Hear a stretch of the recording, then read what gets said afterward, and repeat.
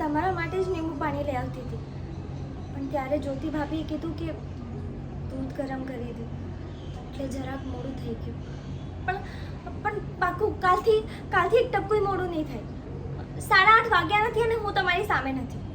અત્યારે આ પાણી પી લ્યો ને.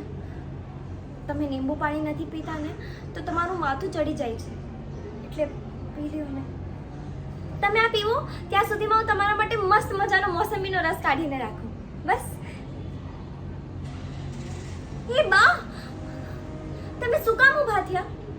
તમને કીધું છે ને કે હેરાન નથી થવાનું, મને બોલાવી લેવાની છે. હું નવરી જોઉં છું બા, મારા પાસે શું કામ હોય છે? થોડીક વાર હું જ્યોતિ ભાભી સાથે અને થોડીક વાર હું મોટા ભાભી સાથે રહું છું. અહીંથી ત્યાં અને ત્યાંથી અહીંયા, બસ આખા દિવસ તો કરું છું. ના, હવે બિલકુલ ઊભું નથી થવાનું, બિલકુલ પણ નહીં. મને બસ રાડ નાખવાની છે ને હું તમારી સામે.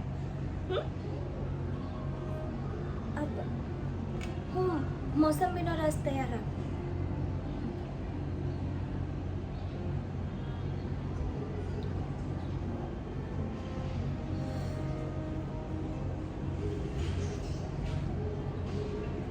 ખીજાણા તો ખીજાણા, મારા માટે જ ખીજાણા ને.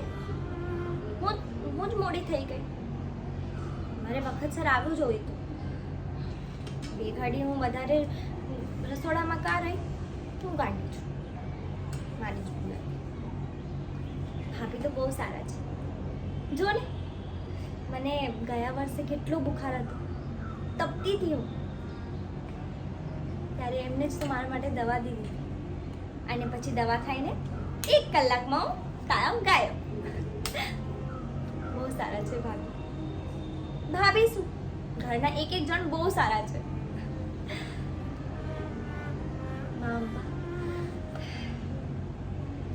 બસ આમ જ બધાને સારા રાખજો.